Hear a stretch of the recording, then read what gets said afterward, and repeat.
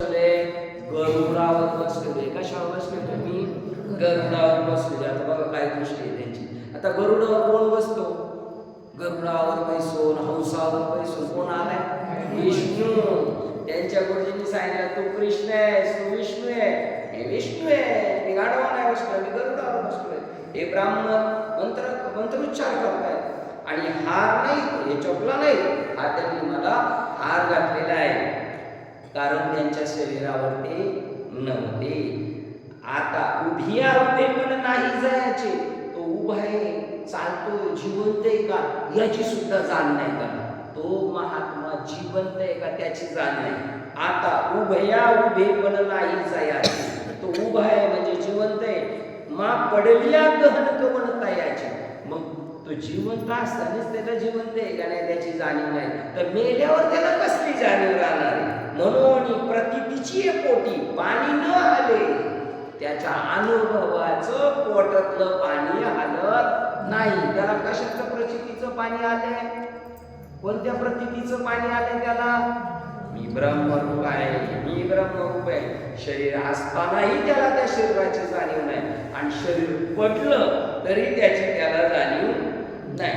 आता आपण थोडा जरी झालं तरी घरच्यांना म्हणणार आहे अरे काही डॉक्टर पण येतं का नाही मला, कारण आपण पूर्णपणे कोणत्या भावावर? शरीर भावावर. मी शरीर आहे. ते म्हणतात. दुसरं उदाहरण देतात बघा. पै अथावी घट बुडाला, पाण्यामध्ये घट बुडाला, आत बाहेर उदक भरला आणि पाठी दैवगते जरी फुटला तरी काय उदक फुटी? आपण मातीचा माठ नेला, नदीमध्ये पाणी भरलं आणि उचलायला गेलो तर त्या पाण्यामध्येच थोडा दगड होता, त्या दगडाला माठ लागला आणि तिथं माठ फुटला. आता माठाच्या आत पाणी होतं की नाही पहिलं, आणि तो माठ फुटला म्हणून माठाच्या आतलं पाणी फुटतंय का? नाही. तशी या शरीराच्या त्याच्यासाठी माहितीला ती मार्ग 3 वेळा फिरवायचं, तोडायचं. आता सांगणाराला माहिती नाही का फिरवायचं आणि ते टाकून तुझा पुढे निघून कशासाठी? आता माझा काका नाना मामा जरी हा माठ फुटला म्हणजे शरीर जरी पेटून दिलं तरी हा काय मारणारा नाही, तो चिरंजीव आहे. पाठी दैवगते जरी फुटला तरी काय उदक फुटे, त्यातलं पाणी फुटतं का? उदाहरण दुसरं देतात. ना तरी सर्पे कवच सांडिले. साप काय करतात? साप 1000 वर्ष जगतो, पण तो म्हातारा झाला का आडगळीच्या जायला जातो आणि असं अंग घुसून तिकडे निघतो. मग त्याची वरची काय होती? कात बाजूला पडते, तो तरुण होऊन जातो. आता ती कात पडली म्हणून साप मरतोय का? तसा आपला नाना काका सरणावर त्याची कात पडली म्हणून तो मरत. हे कळून घेण्यासाठी मनुष्य शरीर दिले, हे समजून घेण्यासाठी ज्ञानेश्वरीचं पारायण आहे, हे समजून घेण्यासाठी गीतेचं पारायण आहे, आणि हे समजून घेण्यासाठी सप्ताह आहे. आणि हे समजून घेताना तुम्ही सारखं हे जर समजून घेत राहिले, सकाळी पारायण, सकाळी काकडा, नंतर पारायण, दुपारी नियमाचं वचन, परत दुपारी पारायण असतं, नंतर प्रवचन, हरिपाठ, संध्याकाळी कीर्तन, मग आम्ही स्वयंपाक कधी बनवायचा? म्हणून अन्नदान. अन्नदान कशासाठी? हे आपण सारखं करतो, वेळच नाही स्वयंपाक करायला म्हणून. आता आपण दिवसभर काम करणार आणि संध्याकाळी जेवायला आणि कीर्तनाला येणार, मग त्याचा तेवढा उपयोग नाही व्हायचा जेवढा व्हायला पाहिजे. तरी बरं आहे, कारण तुम्ही येऊ शकता, तुम्ही आले का बाकीची सगळी गँग ॲटोमॅटिकली, ठीक आहे ना? मग हे कशासाठी दिलेलं आहे आपल्याला? हे कळायला. सर्पाने जरी काट टाकली तरी मरत नाही, मग आपली जरी घरातलं कोणी गेलं तर मरत नाही. का उभरेनी वस्त्र फेडले तरी सांग काय बोलले? अवेवा माझी सांग. एखाद्याला लय गरम होतंय, उन्हाळ्याच्या दिवस त्याने अंगावरचे कपडे टाकून दिले म्हणजे त्याचे हात काय मोडतायत का? नाही. फक्त तो जिवंत आहे, फक्त त्याने कपडे टाकून दिले. तशी ही आपण सगळे काय घालून बसलेलोय? कपडे. आणि ही कपडे जुनी झाली का टाकून देतो, नवीन घालतो आत्मा. जैसे जीर्ण वस्त्र सांडीजे मग नूतन वेळीजे, तैसे देहांतरा ते स्वीकारीजे चैतन्य नाही. तैसा आकार हा आहाच भ्रंशी. काय ना जातो? फक्त आकार. वाचून वस्तू ते साचची असे, जी आत्मवस्तू आपल्या आतमध्ये ती कुठे जात नाही, येत नाही. तेची बुद्धी झाली या विस्फुरे कैसे नाही. आता ती बुद्धी जर दृढ निश्चयात्मक झाली, मी मारणारा नाही, मी मारणारा नाही, अशी जर बुद्धी झाली, म्हणून या परे माते अंतकाळी जाण साते जे मोकलती देहाते ते मीच होते. देहात असताना समजलं मी देह नाही, मी आत्मा आहे. मग देह पडायच्या वेळेला सुद्धा तो कुठे जात नाही, तर देह पडायच्या वेळेला तो माझ्या स्वरूपाला येऊन मिळतो. तो कुठेच जात नाही. एरवी तरी साधारण उरी आदळली आमर जो आठवू धरी अंतकरण तेच होईल. जर मृत्यूच्या वेळेला जे आपल्याला आठवतो त्याच गतीला आपण जात असतो. आणि हा मृत्यूच्या वेळेला म्हणतो मी ब्रह्मरूप आहे, मी ब्रह्मरूप आहे, तर कुठे जाईल? तो ब्रह्मस्वरूपाला जाईल. जैसा कवनु एक काकुडती पळता कोण गती दुपावली अवचिती कुहा माझी पडीला. एखादा माणूस पळ सुटलाय, काकुळ त्यांनी समजा त्याच्या मागे काय वाघ लागला, काय पळ सुटलाय, पळता पवन गती किती स्पीडने पळतोय तो? वाऱ्याच्या गतीने. तो पावली अवचिती दोन्ही पावलं उचलली आणि त्याला कळालं अरे बापरे मी तर आता विहिरीत पडायला लागलोय. दोन्ही पावलं उचलल्यावर त्याला कळालं. आता त्यांनी किती प्रयत्न केला थांबायचा तरी त्याला पडल्याशिवाय पर्याय का? तो खालीच पडणार. कुहा माझी पडीला. आता त्या पडण्यावरती पडणं चुकवी या प्रवृत्ती. आता त्या पडण्याऐवजी त्याला पडणं चुकवता येईल का? नाही म्हणून तेथे पडायलाच पडेल. आता तो पडणारच. त्याने जरी किती वेळ ठरवलं मला नाही पडायचं, पण तो अर्धा गेला ना खाली आणि दडकणी पडला. त्याप्रमाणे ते मृत्यूच्या अवसरे एके त्यावेळेला मृत्यूच्या शेवटच्या क्षणाला जे येऊन जीवासमोर ठाके आपल्या समोर कोण. म्हणून आपल्या पोरांना पण माळकरी बनवायचं, आपल्या आई बाप्पाला माळकरी बनवायचं. कोणाचा नंबर पहिला कधी लागेल सांगता नाही. आणि हीच जत्रा आपल्या आजूबाजूला असणार आहे. मग ती काय म्हणते बाबा देवाचं नामस्मरण करा, देवाचं नामस्मरण करा. आणि जर दुसरी जत्रा असेल अशी बनवली नसेल कुठे ठेवले काय सांगा, कुठे ठेवले काय ते सांगा, असं होईल. म्हणून जे जीवासमोर ठाके ते होणे मग न चुके भलं दया करी. मग मृत्यूच्या वेळेला जे आठवतं तंबाखू खाता जर अशी चोळली आणि टाकायच्या अगोदर जर गेला तर तंबाखूच्या झाडावर किडा होईल. मुलाची शी दुता जर गेली तर डुकरीन होऊन येणार. जी गती आपल्या मृत्यूच्या वेळेला असणार त्याच गतीला आपण जाणार आहे. म्हणून तो वेळ साधायची. म्हणून तुकाराम महाराज म्हणतात यासाठी केला होता अट्टहास. कशासाठी? शेवटचा दिस गोड व्हावा. दुसरं उदाहरण देतात. आपण झोपायच्या अगोदर जे मानत घेतो तुम्ही कोणी बघा आपल्या सगळ्यांचा अनुभव. झोपायच्या वेळेला आपण डोक्यात विषय घेऊन झोपतो हेच रात्रीचं स्वप्न पडतं. आणि जागता जव असीजे तव जेने ध्याने भावना भावीजे. जागत्या वेळेला ज्या मनामध्ये ध्यानामध्ये भावना आहे डोळा लागता खेव देखीजे तेची स्वप्न. जे आपल्याला झोपायच्या अगोदर जे डोक्यात विचार आहे ते झोपल्यावर स्वप्न पडतं. तसं आयुष्यभर जे केलं तेच मृत्यूच्या वेळेला आठवतं आणि त्याच गतीला तो जातो. ते जितेने अवसरे जिवंतपणे जे आवडीची निवडे, जे आवडून शेवट अजून वाटतं अजून ते शिल्लक राहतं. तेची मरणाची मरे फार होऊ लागली. मग मृत्यूच्या वेळेला त्याच मार्गाला तो जात असतो. आणि मरणी जायला जे आठवे तो तेची गती पाविजे. म्हणून सदा स्मरावी मातेची तुवा. मग मृत्यूच्या वेळेला जे आठवतो म्हणून तू काय कर, मला सतत मलाच आठवण कर, माझीच आठवण कर. मग तू त्या धामाला जाशील. कशी माझी आठवण कर? डोळा जे देखावे का कानी हन ऐकावे मनी जे भावावे बोलावे वाची. काय करायचं? डोळे तुम्ही घ्यावे सुख वाची. डोळ्याने काय पाहायचं? सतत सगळीकडे पाहत आणि परमात्माच म्हणून पाहायचं. कानी जे ऐकावे कान माझ्या विठोबाची. मना तेथे धाव घेई राही विठोबाच्या पायी. मनी जे भावावे बोलावे वाची. बोलावा विठ्ठल, पाहावा विठ्ठल आणि करावा विठ्ठल जीवावे. ते आत बाहेर आघावी मीची करून घालावे. आत तेच आणि बाहेर सुद्धा तेच पाहायचं. मग सर्व काळी स्वभावी मी जे आहे. मग सगळ्या वेळेला जर तुझ्या डोक्यातच ते असेल तर कंटिन्यू मी तुझ्या अवतीभोवती असा तुला अनुभव येईल. अर्जुना ऐसीच आलिया मग न मरीचे देह गेल्या. असं जर झालं तर मेलो देह गेला तरी आपण मरत नाही. असं जर आपलं झालं तर मग न मरीचे देह गेल्या का संग्राम केल्या. भय काय तुझं? मी नाही लढाई करणार, मला पाप लागल. भीष्माचार्याला मारलं, द्रोणाचार्याला ब्राह्मणाला मारलं, मला पाप लागल. तुला सांगतो पाप लागणार नाही. मार का तर तुझं भूमिका अशी झाली सगळंच अवतीभोवती जर परमात्मा आहे, आत हरी बाहेर हरी असं ज्यावेळेला होईल तर मग तुला कशाचीच भीती राहणार नाही. मग हा संग्राम केल्या भय काय तुझं? लढाई केली तरी तू मनबुद्धी साचेशी मनात आणि बुद्धी फिट करून ठेव. मी परमात्मा आहे, हे जगत परमात्मा आहे. जरी माझ्या स्वरूपी आरतीसे मनाने बुद्धीने सगळंच मला अर्पण करशील तर मातेची पावसी ही हाक माझी.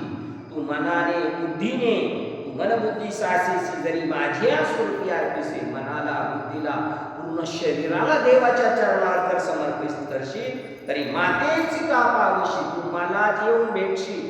ही माझी बाप, ही शपथ घेऊन सांगतो तू मला येऊन भेटशील. बघा आता देवाला शपथ घ्यायला लागते म्हणलं बघा, कारण आपला लवकर भरोसा नाही बसत ना.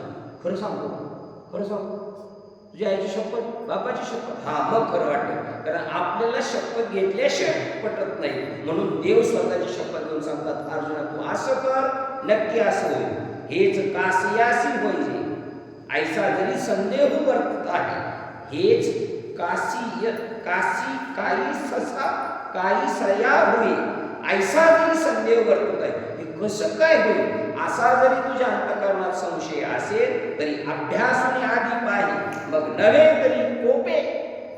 मी तुला सांगतो हे असं कसं होईल, तू करून बघ आणि कर आणि केल्यावर नाही झालं तर माझ्यावर खुशाल राघव कोपे.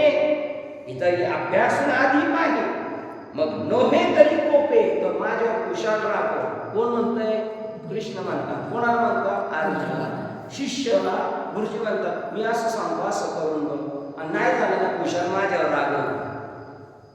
येण्याची अभ्यास येईल चित्तासी करी पाच सांगू असा अभ्यास करायचा. काय डोळ्याने त्यालाच पाहायचं, कानाने त्याला पाहायचं, मनाने तेच पाहायचं, बुद्धीने तेच करायचं. ऐसा चित्तासी करी पाच सांगू अभ्यास. अगा उपाय बळे पंगू पहाड ठाकी. उपाय बळे पंगू, पंगू माणूस आहे पण ते डोंगर सोडून जाते. कधी? अभ्यास केला तर, प्रयत्न केला तर. तू जर प्रयत्न केला तर 100% सक्सेस होशील. ते सत अभ्यास निरंतर. चांगला अभ्यास कधी करायचा आहे? निरंतर, कधी मधी नाही. ते सत अभ्यास निरंतर चित्तासी परमपुरुषाची मोहर लावी. मग शरीर राहो अथवा जावो. शरीर असो नाही तर नसो सतत अभ्यास करायचा आणि त्या चित्ताला परमपुरुषाची सवय लावायची, त्याच्याशी ऐक्य साधायचं, अभ्यास लावायचा. मी ब्रह्मरूप आहे, मी जगत ब्रह्मरूप आहे. त्या परमात्म्याशी निकट संबंध जोडायचा. मग लावी मग शरीर राहो अथवा जाऊ. शरीर राहू नाही तर जाऊ पण तू मात्र हे काम सोडायचं नाही.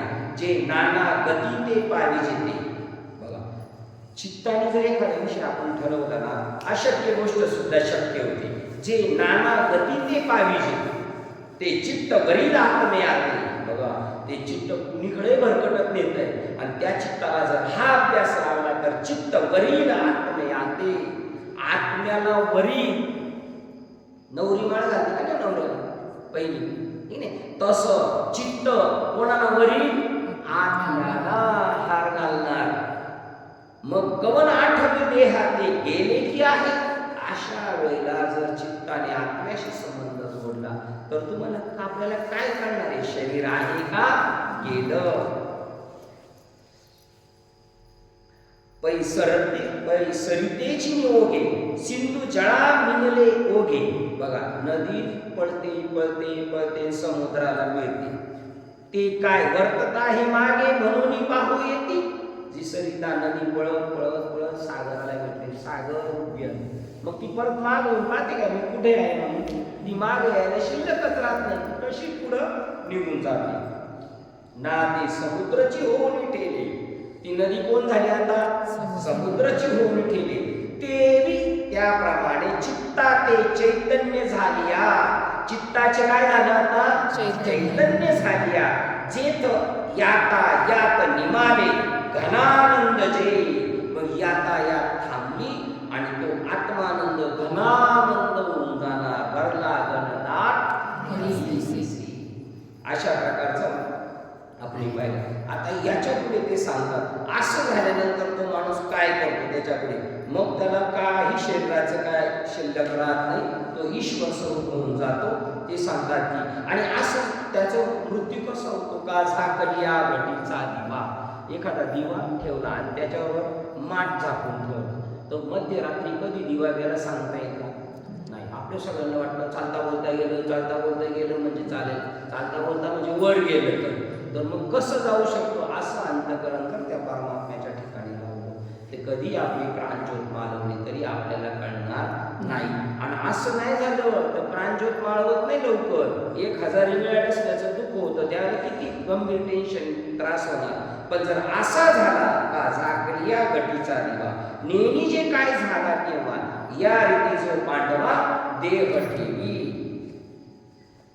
आणि त्यांनी काय केलं? याच्यासाठी काय केलं? जे विषयास तिलांजली देऊन सगळ्या विषयांना रामराम ठोकून प्रवृत्तीची निगड वावली. प्रवृत्ती ही आपल्याला खेचत असते माझ्याकडे तिला सोडून दिलं. माते हृदय सुनी गोपिता ती.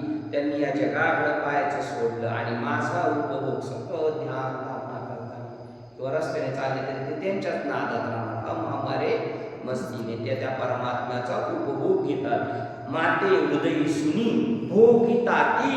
आपण विषयाचा उपभोग घेतो आणि हे साधू त्या ब्रह्मस्वरूपाचा उपभोग घेतात. आणि त्या ब्रह्मस्वरूपाचा उपभोग घेता घेता घेता तो जीवात्मा ब्रह्मरूप होतो.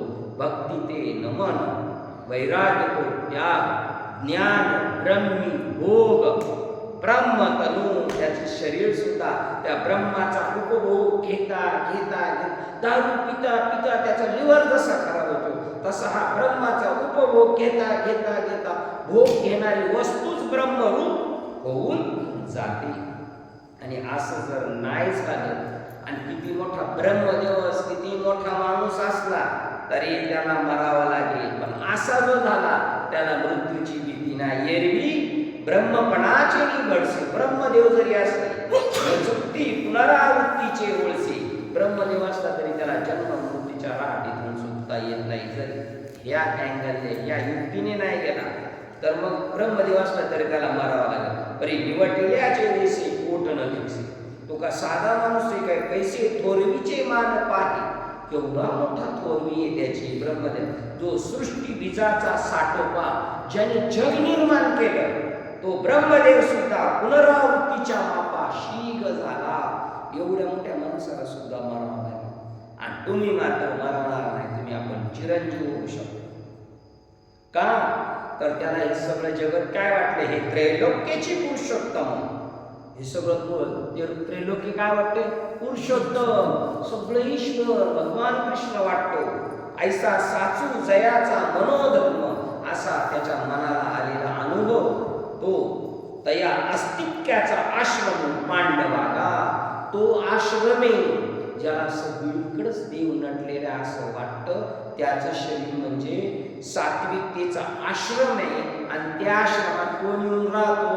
परमात्मा. आश्रमात या कधी देशील रामानंदना.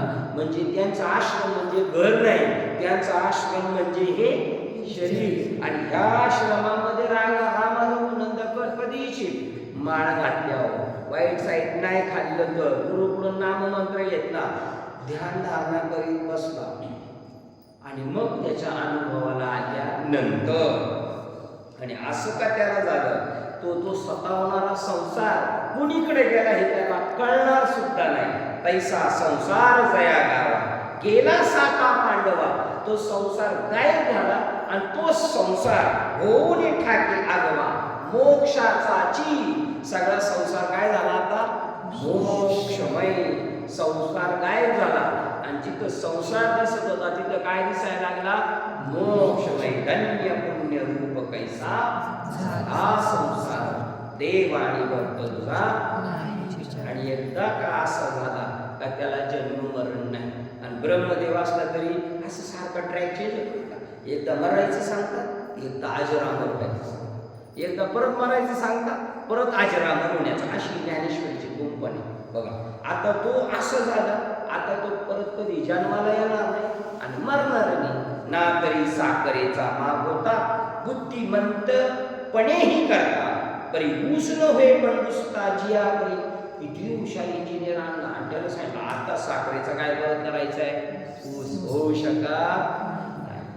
लोहाचे कणक झाले हे एके परिसी गेले, आता अनेक कैचे ते गेले लोहत्व. आणि आता एका परिसाने लोखंडाचे सोने केलं, आता दुसरा कोणता धातू आणता परत त्या सोन्याचं लोखंड होऊ शकतं? नाही होऊ शकत. हे दृष्टांत देतात. म्हणून तूप होऊन माग होते जे दूधपणा नाहीच होते.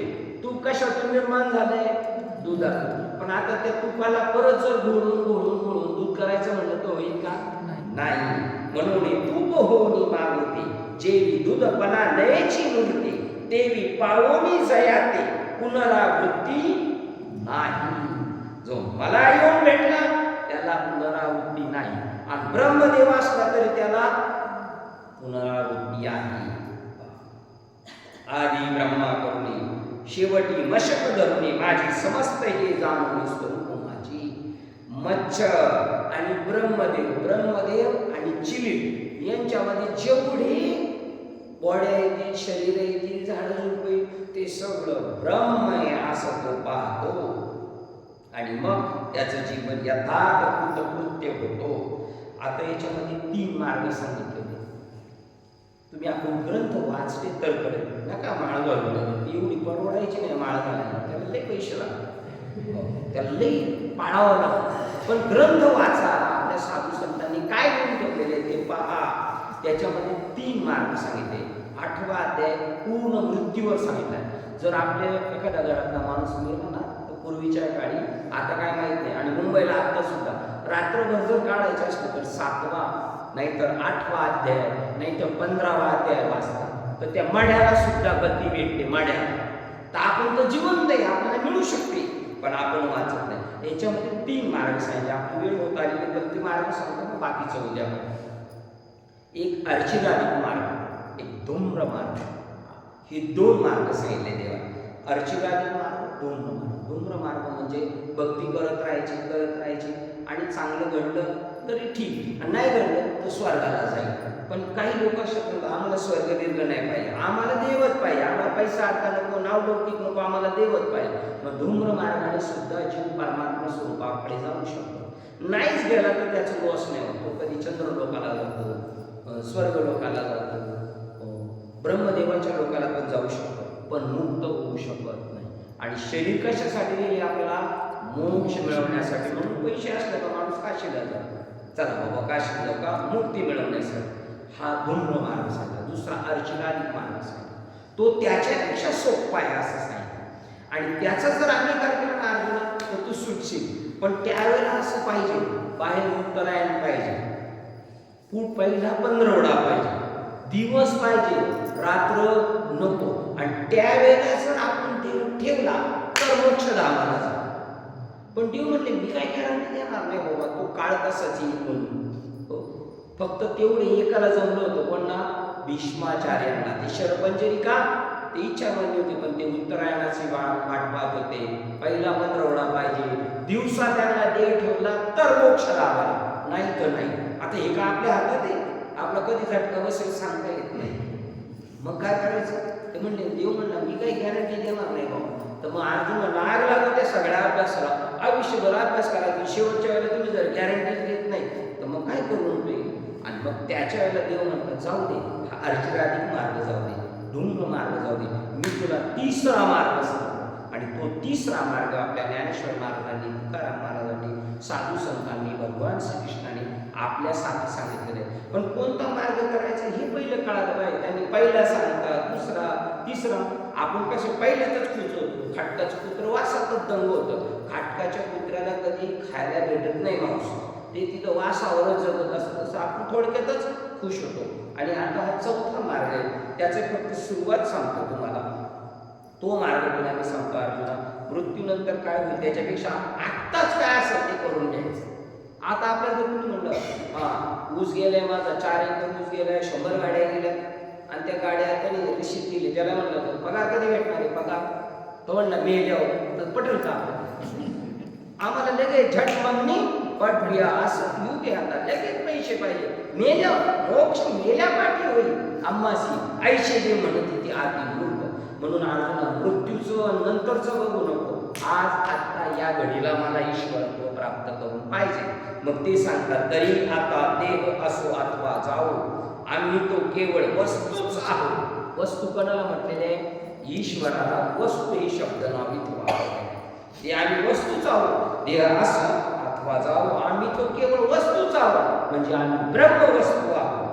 पण मग आम्ही शरीर काय दिसतो? काजे दोरी सर्पत्व वावो दोराची पडली, रशी पडलेली, थोडा अंधार, तिथं पूर्ण प्रकाश नाही, पूर्ण अंधार, आणि तिथं रशी पडलेली अशी वाटली. लांबून बाप रे साप आहे. आता साप नाहीये, पण साप दिसायला कारण काय होतं? रश्शी. तसं देह दिसायला कारण काय? ब्रह्म. पण रश्शी दिसत नाही. पहिलं काय दिसतं? ढोबळ साप. तसं पहिलं ढोबळ काय दिसतं आपल्याला? शरीर. आणि मग बॅटरी घेऊन गेलं, चांगलं नीट पण पाहिलं, मग कळणार साप. बॅटरी नाही नेली, धापाटा टाकीत बसलं तरी तो म्हणतो वळवळ करतोय बरं का, फटका मारला ते हलणारच, ते हल वळवळ करतोय बरं का. म्हणजे जोपर्यंत ज्ञानरूपी बॅटरी, ज्ञानरूपी प्रकाश नाही, तसं आपल्या शरीरावर आपल्याला प्रकाश टाकायचा आहे. आपला प्रकाश जो सगळ्या लोकांवर आहे, आपल्याकडे ते करायचे, आपल्या बावल्या उलट्या फिरून आपल्याला बघायचे, मग आपल्याला कळेल मी कोण आहे, तर मी चैतन्य आहे. झाली आपली वेळ. ते म्हणतात एक वाक्य सांगतो, इकडे रश्शीचं उदाहरण सांगितलं, रश्शीमुळे साप दिसतो, शरीरामुळे देह दिसतो, पण मी आत्मा आहे. आणि दुसरं उदाहरण देतात, मज तरंग पण असे का नसे, ऐसे हे उदकासी काय प्रतिभासे, ते भले तेव्हा जैसे तैसे उदकची. आपण समुद्राच्या किनाऱ्यावर काय बघायला जातो? पाणी बघायला जातो का लाटा बघायला जातो? लाटा बघायला. इथे सुद्धा जगात काय बघतो आपण? लाटाच बघतो. पण लाटांचं मूळ काय? समुद्र. लाट म्हणजेच पाणी आहे, पण त्याला आपल्याला पाणी नाही दिसत. आली आली लाट, गेली गेली लाट. तसं आलं आलं शरीर, आले पेढे वाटा, आणि गेले गेले शरीर बुंदी घाला दळल्या, बस. त्याच्यामध्ये आपल्याला ती लाट जन्माला आली असं म्हणतो, आणि लाट गेली असं म्हणतो. ते पाणी कधी जन्माला येत नाही, आणि ते पाणी कधी मरत नाही. पण आपली दृष्टी कशावर आहे? आकारावर आहे. त्या पाण्याने जो आकार घेतला त्या आकारावर आहे, त्याच्या मूळ पाण्यावर नाही. तसं त्या ब्रह्माने जो हा आकार घेतलेला आपला, त्या ब्रह्मवस्तूवर दृष्टीने आपली आकारावर आहे. म्हणून ते म्हणतात न जो तरंगपणा असे का नसे, ऐसे कधी उदकाशी प्रतिभासे. त्या पाण्याला कधी वाटले का मी लाट आहे, मी लाट नाही, असं त्याला कधीच नाही वाटत. ते भले तेव्हा जैसे तैसे उदकाची लाट असो नाही तर नसो, ते काय आहे? पाणीच आहे. तसं आम्ही देह असो नाही तर नसो, आम्ही ब्रह्मवस्तू आहे, असं आमच्या ज्ञानेश्वरीचं सांगणे, असं आमच्या श्रीमद भगवत गीतेचं सांगणे. आणि ते आपण सगळ्यांनी कळून घ्यावं. आपल्याला थोडा लुकलुकणारा दिवा दिसतोय, हे आपलं परमभाग्य, नाही तर बाकीकडे सगळीकडं अंधार आहे. आपलं परमभाग्य. आपण आता इथे थांबतोय. 249 नंबरच्या 8व्या अध्यायातल्या ओळीला थांबतोय. बाकीच्या 5-6 ओळी ते उद्या बघू. झालेली सेवा हृदय सद्गुरू सच्चिदानंद श्रीपाद बाबानंद बाबा अधिष्ठान श्री ज्ञानेश्वरी श्री दत्तात्रय भगवान, प्रभू रामचंद्र, पांडुरंग परमात्मा आणि प्रभू तुम्ही महेशाच्या मूर्ती तुम्हा भगवान शिवाच्या चरणावर सेवा समर्पित करून सेवेला इथे पूर्ण विराम देऊया. पुंडलिक वरदे हरी विठ्ठल श्री ज्ञानदेव तुकाराम पंढरीनाथ भगवान माऊली ज्ञानेश्वर महाराज की जय. जगद्गुरु संत तुकाराम शांती ब्रह्मैकनाथ महाराज सच्चिदानंद श्रीपाद बाबा की जय. सच्चिदानंद रामदास अवधूत चिंतन श्री देव दत्त बोलो रे भाई सब संतन की जय। श्री ज्ञानदेव पंढरीनाथ भगवान की जय। आकाश विश्वात्मा के देवी भाग्य तुषारी तो शोणी बदलावे साई जय कांची में प्रतिष्ठा दया सत्कर्मी अधिकार उदार सरे बड़ो मैत्र जीवांचे दुरितांचे दिन जाओ विश्व सर्व सुसेवाओ जो देवांचे चलतो तेला हो प्राणी जातो वर्ष सर्व बळे ईश्वर निष्ठांची मांडी आहे अनवरत मंडळी